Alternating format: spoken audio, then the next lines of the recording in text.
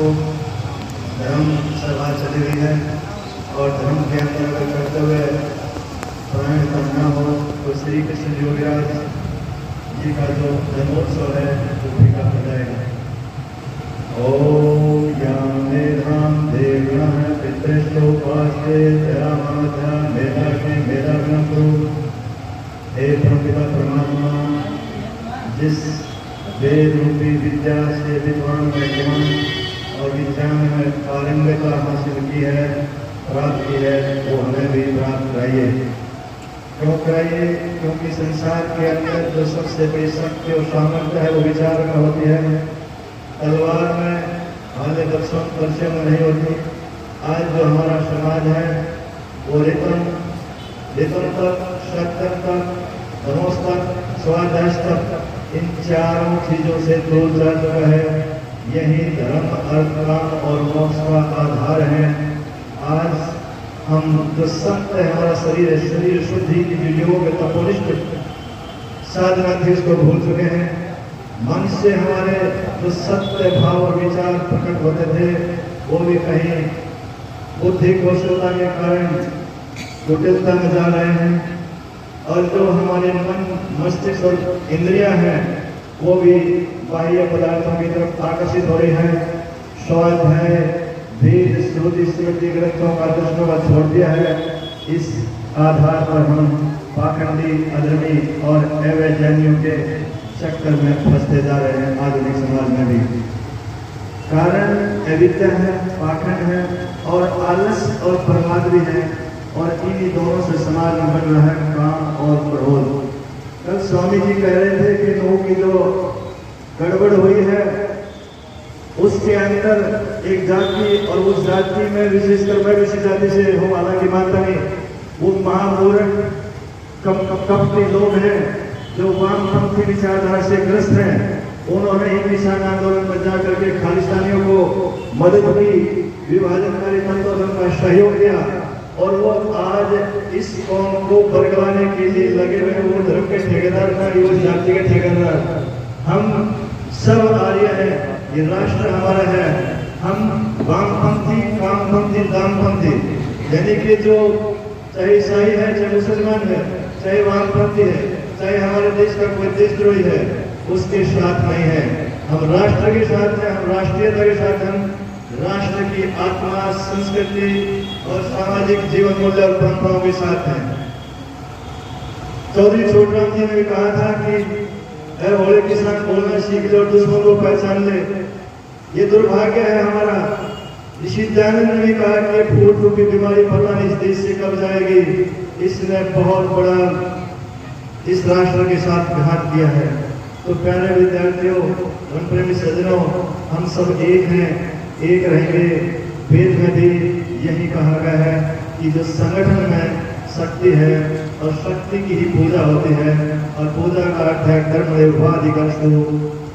कर्म करते हुए हमने 100 साल तक जीना भी है। पूर्व ने कर्माणी जितनी शास्त्र में ये यजुर्वेद के जो 40वें अध्याय का दूसरा मंत्र है, उसी के आधार पर गीता में भी आया है, उपनिषदों के माध्यम से। तो पूरी प्रिय विद्यार्थी स्वाध्याय करें, कर्म करें, निर्लेप निस्वार्थ भाव से करें और अपनी माँ और मातृ शक्ति के लिए करें। मातृमान, पितृमान, चाचावान, पुष्पवेदा, 3 वेदाचार्य हुआ करते, लेकिन आज ना माँ वेद जानती, ना बाप जानता, ना आचार्य जानते। तो समाज और राष्ट्र का निर्माण कैसे हुआ? क्योंकि व्यक्ति से व्यक्ति, व्यक्ति से समाज, समाज से राष्ट्र का निर्माण हुआ करता है। आचार्य चाणक्य ने भी रिश्तों में बांध दिया ज्ञान के माध्यम से। सत्य माता, ज्ञान पिता, धर्म भ्राता, दया प्रसाद, शांति पुत्र, शांति पत्नी, पुत्र, सत्य मम बंधु बांधो। हर जगह ये कहा जा रहा है, दर्शन शास्त्रों में कहा गया, विद्वानों का। लेकिन हम न उनकी बात मानते, न अपने पूर्वजों की बात मानते, न वर्तमान में हम ये आगाह करने के विद्वान आज हैं इनकी मानते। उठो, जागो और अपने लक्ष्य तक पहुंचो।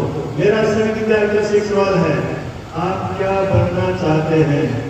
वैज्ञानिक, डॉक्टर, इंजीनियर, प्रोफेसर, राजनेता, किसान या मेहनतकश समाज सेवी? हाँ भाई, डॉक्टर कितने बनना चाहते हैं? इंजीनियर और प्रोफेसर या अध्यापक, सेना, रक्षा सुरक्षा के लिए IAS अधिकारी, कोई किसान बनना चाहता है, कोई किसान बनना चाहता है, कोई भी कारीगर बनना चाहता है। ध्यान दीजिए, आपके जो मैं बोल रहा हूं, जितने भी भवन निर्माण है, वास्तुकला है, हस्तकला है, वो आपके हाथ से जा चुके हैं। उसको एक और ही पार्टी ने अधिकृत कर लिया है। कल स्वामी जी कह रहे थे, भोजन बनाने वाले कोई और है, मकान बनाने वाले कोई और है, लोग अंदर का काम करने वाले कोई और है, आर्ट मार्केट कोई और है। आपके खाद्य पदार्थों का भी नियंत्रण हो चुका है। आप कैसे सभ्य समाज का निर्माण करेंगे? किसान ही वास्तव में समाज का देवता था। और वो किसान, ध्यान दीजिए, जाति पाति नहीं थे, कर्म के आधार पर थे। वर्ग बटे हुए थे, केवल 4 वर्ण हुआ करते थे। कर्म के आधार पर 5000 6000 थी। अंग्रेजों ने दुष्टता और भ्रष्टता की। हमारे को दलित में, सवर्ण में, वंचित में बांट दिया गया। आज भी वही नीतियां चल रही है, रीतियां चल रही है। ना हम दलित थे, ना है, ना एससी है, ना एसटी है। हम सब एक ईश्वर की संतान है, हम सब आर्य हैं। इसी दयानंद ने लिखा है, जो मानने से न मानने अनाड़ी, उसको अनार्य कहा गया, दस्यु कहा गया। आर्य बनो और आर्य बनाओ। मैं विज्ञान से जुड़ा हूँ, तो एल्बर्ट आइंस्टाइन ने भी कहा गया, science and religion are the two face of the single coin. Science is lame without religion, religion is blind without science. धर्म और विज्ञान एक सिक्के के 2 पहलू है। धर्म विज्ञान के बगैर अंधा है और विज्ञान धर्म के बगैर अपंग है। की प्रिंसिपल सुना हुआ पढ़ते होंगे, उसने भी बहुत सुंदर बात कही है कि हे परमपिता परमात्मा, जब आपकी मैं सूक्ष्म रचना को देखता हूँ तो कहीं ना कहीं भारत के दर्शन शास्त्र का भी मुझे परिज्ञान हो जाता है। जैसे कहेगा कि आत्मा अजर अमर नित्य है और पवित्र है। हमारे साइंस में एक टर्म आती है कि सिंगल, फाइनाइट और कंटिन्यूअस। ये आत्मा एक है, निश्चित है और सीमित है।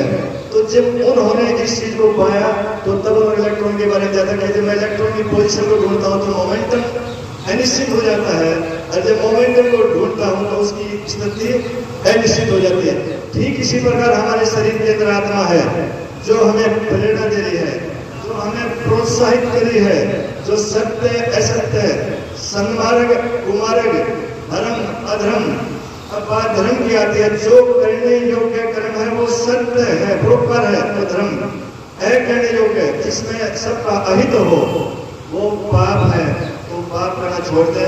धर्म अर्थ काम मोक्ष का सिद्धांत है।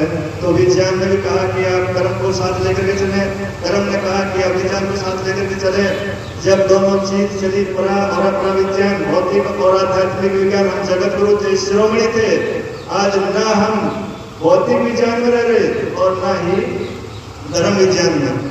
इसलिए भौतिक विज्ञान में लोग कहते हैं कि अंग्रेजों की देन, ध्यान रखना किसी अंग्रेज की देन नहीं है, समय का अभाव है। हमारे देश में बड़े बड़े विद्वान दार्शनिक फिलोसफर हुए हैं, जिन्होंने ज्ञान और विज्ञान के अंदर एकात्म प्रमाण सिद्धांत दिए, जिनकी बदौलत 16वीं शताब्दी के बाद यूरोप में क्रांति आती है और वो पूरी दुनिया को बदल करके उनके ऊपर राज करते हैं।